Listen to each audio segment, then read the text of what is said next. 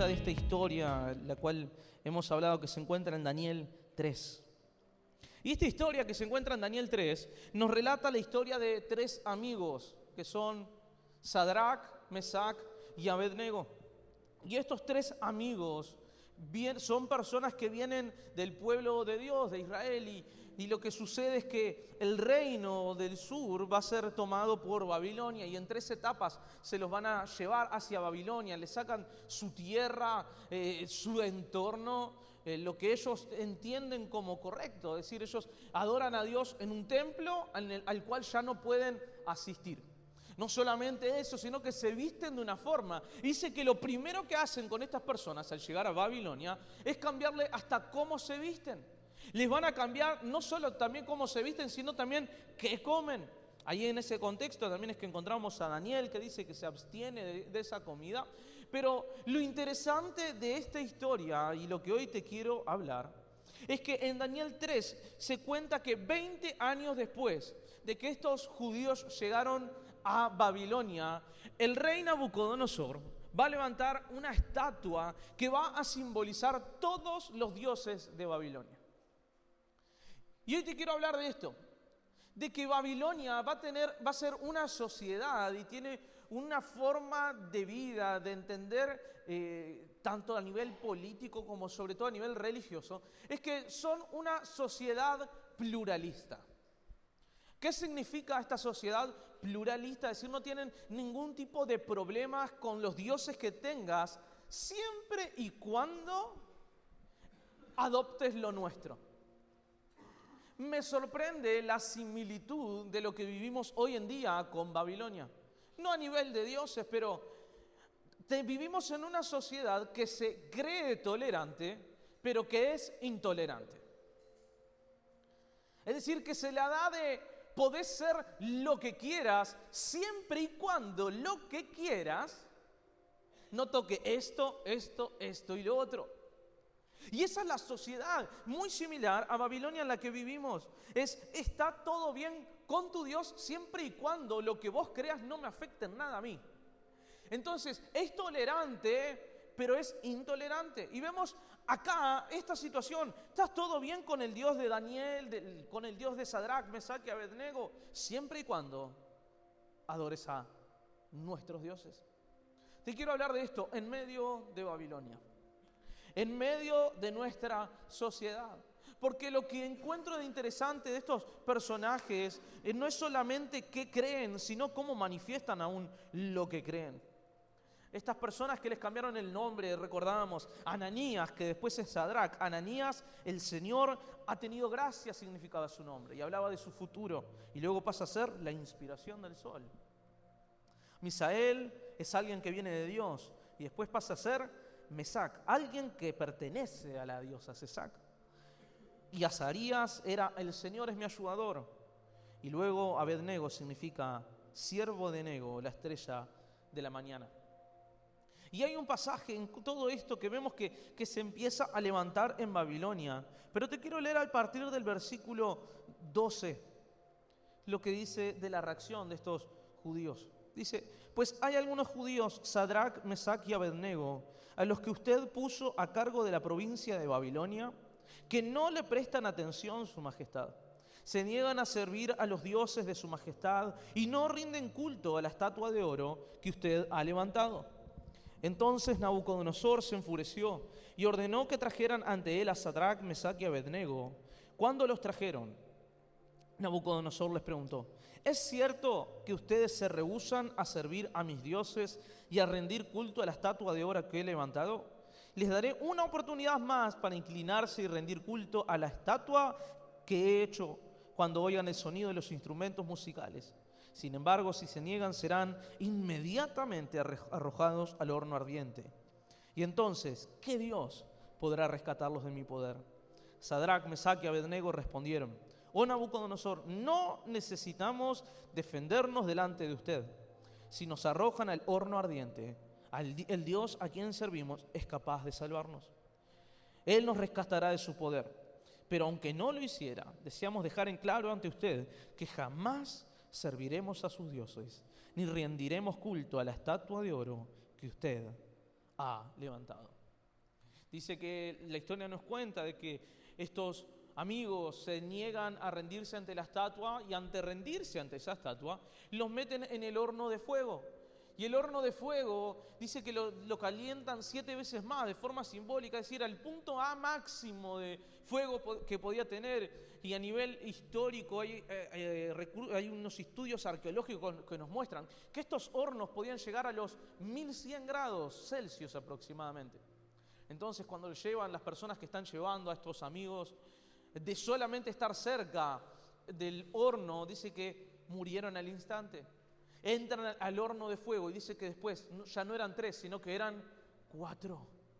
Porque dice que aparece en el medio de las llamas, en el medio de esa dificultad, aparece el 4.º hombre, que es Jesús. Dice, semejante al Hijo de los dioses, al Hijo del hombre, es Jesús. Jesús apareció en medio de las llamas. Jesús aparece en medio de nuestras llamas. Ahora, ese es el resultado final, pero para ver a Jesús entre las llamas, ¿dónde tengo que estar? Entre las llamas. Y me encanta el resultado, pero no me sirve de nada querer el resultado sin entender qué es lo que llevó a ver a Dios en medio de ellos. Hay personas acá que a pesar de todo, y esto es lo que me llama la atención, Babilonia quiso quitarles todo, les quitó todo, pero no les pudo sacar lo más importante. Ellos 20 años después, sin tener todo lo que tenían, siguen firmes en su fe. Siguen firmes en su fe.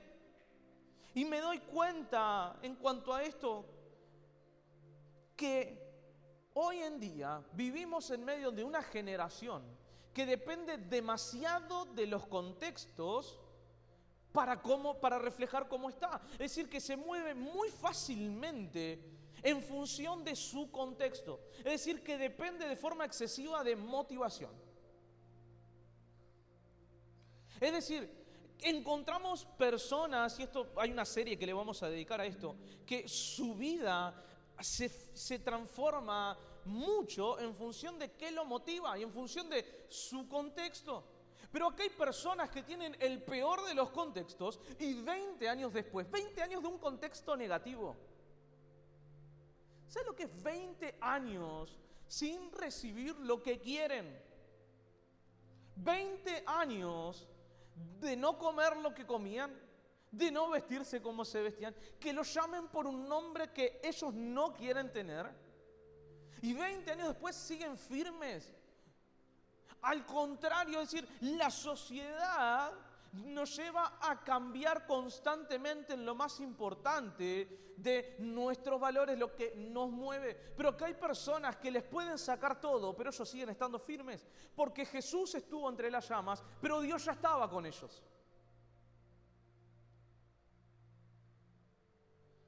Les sacan todo, pero tienen aún lo más importante.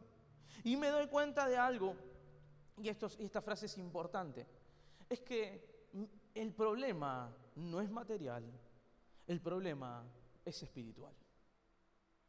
¿Qué te quiero decir con esto? El problema no es nuestro contexto. Dios nos invita a vivir una relación que no dependa de contextos, que no dependa de qué es lo que está sucediendo a nuestro alrededor. Tenían todas las razones para no estar firmes, pero aún seguían ¿qué? Firmes. Imagínate, ni el nombre les decían como ellos eran. El tema es que no dependían de Babilonia. Daniel va a tener una acción tremenda, que es, le van a dar de comer de Babilonia, del reino. En un momento decir, yo no dependo del reino para alimentarme. Él depende de Dios para alimentarse y dice que se restringe de ciertas cosas porque entiende de que su dependencia y su firmeza espiritual no depende del contexto. El problema no es material, el problema es espiritual. Es decir, cómo nosotros nos sentimos no tiene que estar determinado por nuestro contexto, sino por nuestra espiritualidad. ¿Significa entonces que tengo que conformarme con todo? No. ¿Puedo querer más? Sí.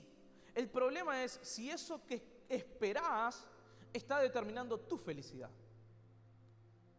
Todos le pedimos algo a Dios, ¿no? ¿Cuántos de ustedes le están pidiendo algo a Dios? O le piden algo a Dios, che, Dios, necesito esto. Genial, hay que pedirle a Dios porque parte de quien Dios es proveedor. Lo que no puede pasar es que tu felicidad dependa de lo que le pedís a Dios. ¿Por qué? Porque muchas veces nos vemos en esta ansiedad constante en la que vivimos, de constantemente querer algo nuevo. Y hasta que no lo tengo, no soy feliz. Dios no nos ofrece una vida de felicidad acorde al contexto, porque el contexto de estas personas es negativo, pero igualmente están firmes, están satisfechos. ¿Qué tan satisfechos estamos? No depende de cuánto tenemos, es de cómo está mi espiritualidad. El problema no es material, el problema ¿qué es? Espiritual. Entonces, nuevamente, no significa que no tenemos que pedir o aspirar a más. El tema es que nuestra felicidad no puede depender de aquello que no tengo. Si hoy, no estoy hablando de alegría, de sonrisa, pero si hoy no estás satisfecho o satisfecha con lo que tenés, tu problema no es material, tu problema es espiritual. Porque Dios nos ofrece gozo, nos ofrece alegría, nos ofrece diferentes cosas, felicidad, pero que no depende de los contextos. Es decir, Dios no nos ofrece contextos perfectos, nos ofrece una relación con un Dios que es perfecto. El contexto de las llamas, me encanta este milagro porque es a consecuencia de este problema. La Biblia nos enseña y nos dice Jesús en un momento en el libro de Juan, y se los leo rápido, no lo busquen, lo agregué ahora, que dice: si alguno tiene sed, venga a mí y beba. El que cree en mí, de su interior correrán ríos de agua viva. Es decir, no van a correr ríos de agua viva en nuestro exterior, sino ¿de dónde? De nuestro interior. Es decir, estar con Cristo y una espiritualidad sana con Cristo no nos lleva a un excelente contexto, nos lleva a que de nuestro interior provenga vida.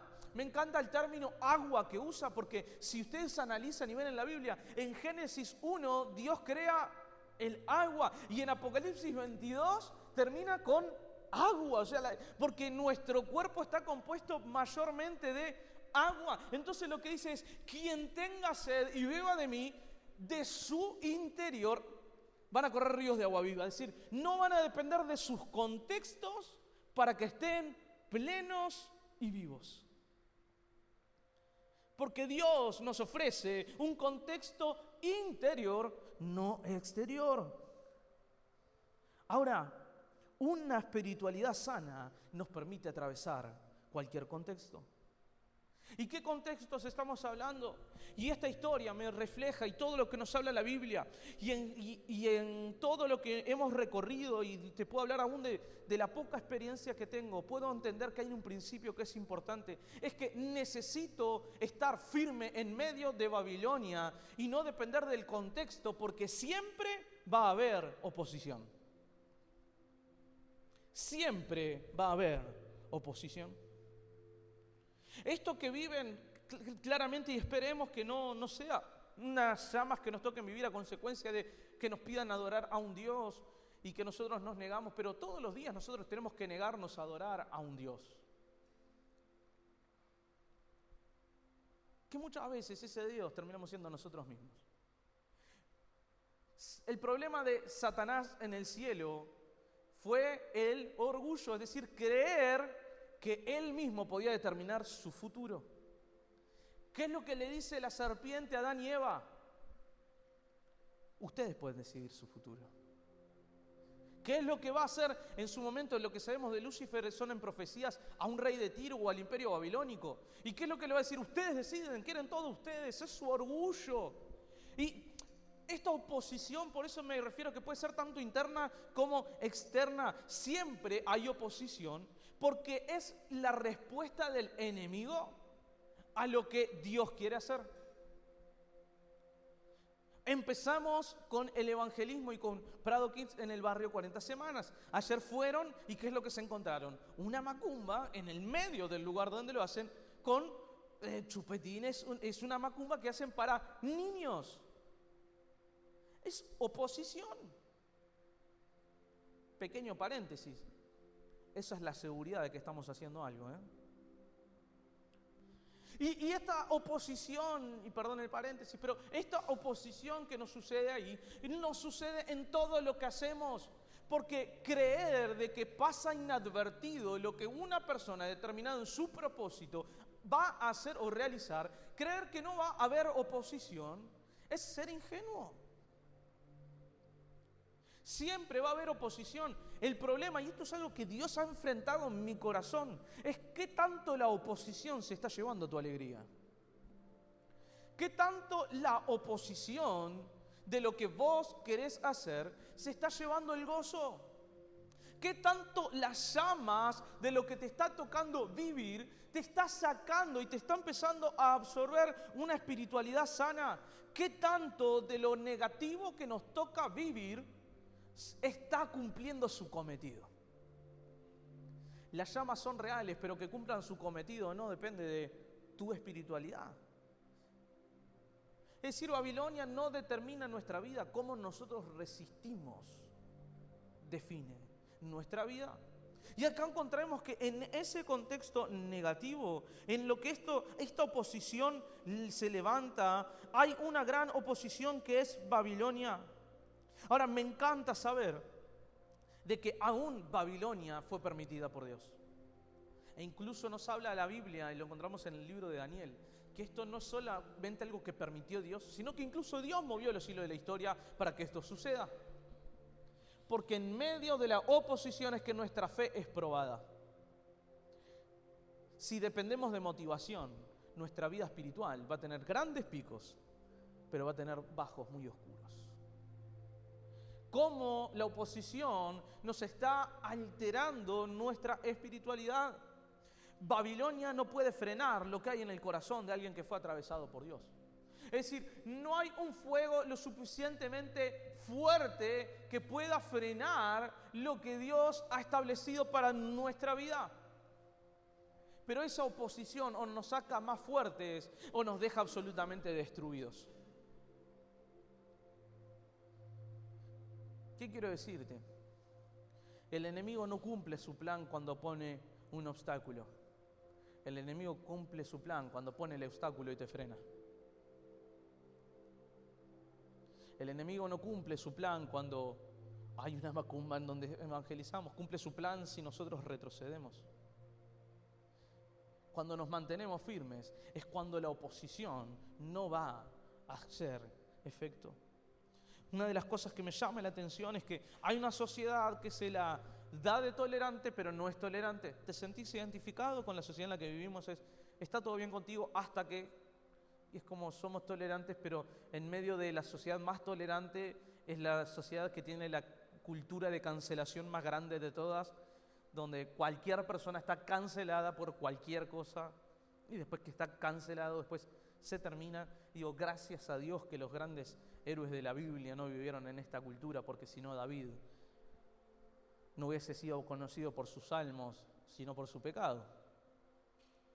Entonces ahí vamos, ¿qué tan tolerantes somos si recordamos a las personas por sus errores y no por quién es?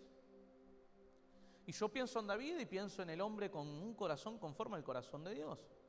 Pero hoy en día David, ¿cómo sería recordado? ¿Y qué hay razones para cancelar a David? ¿Estamos de acuerdo? Y hay razones en nuestra vida para nosotros estar frustrados y enojados. Pero hay un principio que es importante. Y es que el amor supera la razón. Dios ha enfrentado mi corazón de que me ha dicho en muchas ocasiones: Fer, tenés todas las razones para estar enojado, pero hay un amor que debería superar la razón de tu enojo. Tenés todas las razones para estar triste, quizás, para estar frustrado, para estar dolido, pero hay un amor que es mucho más grande que esas razones. Y aquí hay unas personas que tienen todos los motivos para hacer un escándalo bárbaro en Babilonia. pero no hacen un escándalo, sino que resisten de pie en amor. Los van a acusar a los judíos, los van a tener como cautivos, pero en ningún momento encontramos a estas 3 personas enojadas con Babilonia. Y eso desafía mi corazón, porque me doy cuenta que muchas veces lo que guía mi espiritualidad es la razón y no el amor por encima de todo. Podés tener muchas razones para estar estancado, pero hay un amor de Cristo que supera las razones para estar estancado. Podés estar muy enojado, muy enojada por tu contexto. Podés estar muy triste por tu contexto. Podemos enfrentar momentos donde tenemos todas las razones para estar mal. Pero tiene que haber un amor que sea más grande que las razones que nos detienen. El amor es más grande que cualquier razón. ¿Cómo nos cuesta resistir a la oposición con amor? Y acá es donde Dios me pega un palazo bárbaro. Porque no es solo resistir, es cómo resistimos. Entonces vos decís, yo estoy resistiendo, sí, sigo yendo a la iglesia. Pero el cómo resistimos nos habla del estado de nuestro corazón. Y Dios nos tiene que desafiar constantemente a cómo resistimos a la oposición. El trabajo es parecernos más a Cristo, no ganar discusiones. El trabajo es parecernos más a Cristo. Jesús tenía todas las razones para no ir a la cruz, pero por amor fue a la cruz. Esteban, cuando lo están apedrando, tenía todas las razones, pero el amor fue más grande. Porque el amor de Cristo tiene que superar toda razón para cómo estamos. La razón no es tan importante como el amor con el que cargamos. No pelearon, resistieron en amor. Y este principio que te quiero compartir es hiper importante, porque esto tiene que desafiar cómo vivimos a Cristo y tiene que desafiar nuestra espiritualidad. Es que nosotros no dependemos de contextos, sino que dependemos de propósito.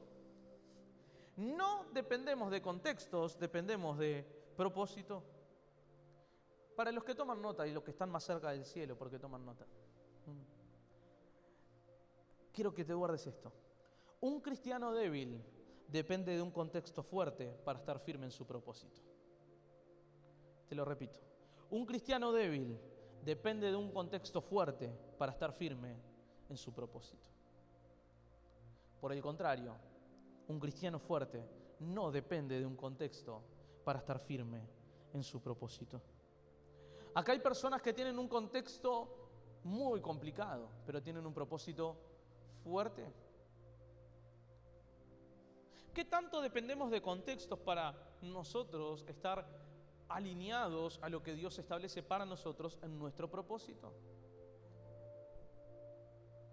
Y creemos que un cristiano fuerte es el que tiene razones fuertes. No, es el que resiste fuerte. Un cristiano fuerte no depende de contextos. Un cristiano fuerte altera los contextos, cambia los contextos, trabaja en los contextos adversos. Pero vivimos en una generación que nuevamente depende demasiado del contexto para ver cómo vive aún en su propósito. Nuestra motivación, ¿qué tanto es alterada y qué tanto nuestra motivación define lo que hacemos? Te voy a decir algo. Gran parte de las cosas que tengo que hacer en mi día a día no me motivan, pero tengo que hacerlas. Yo no me levanto y digo, uy, estoy remotivado, vamos a cambiar pañales. No. Pero tengo que hacerlo. Uy, hoy estoy tan motivado que voy a limpiar el baño.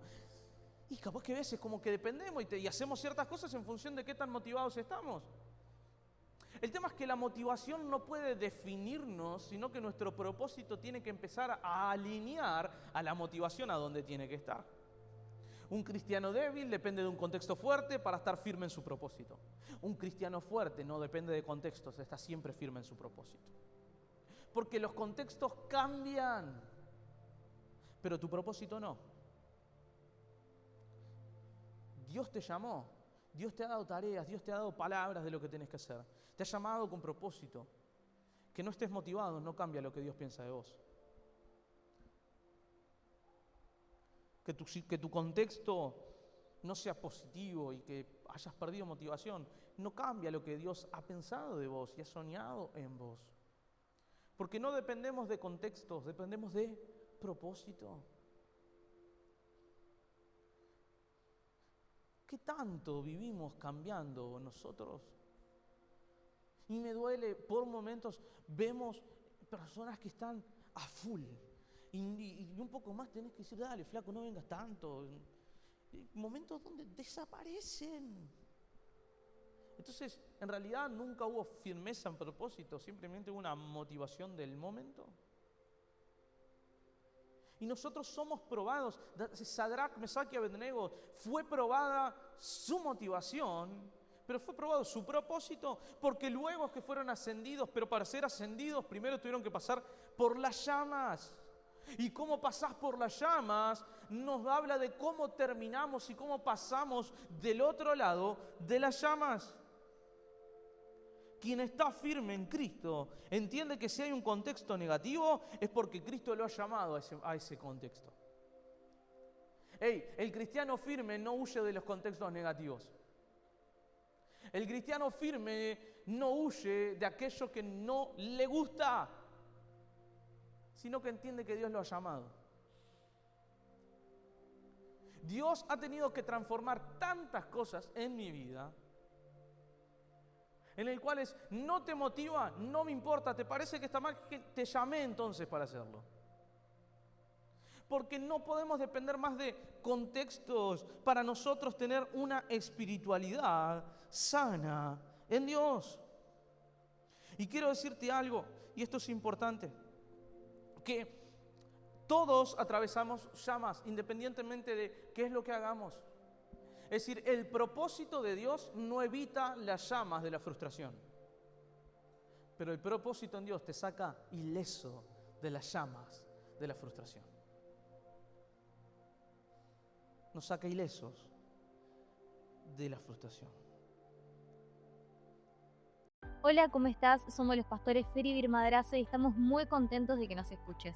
Si te gustó este mensaje y querés seguir escuchándolos, te invitamos a que le des me gusta y que también te suscribas para recibir cada uno de ellos.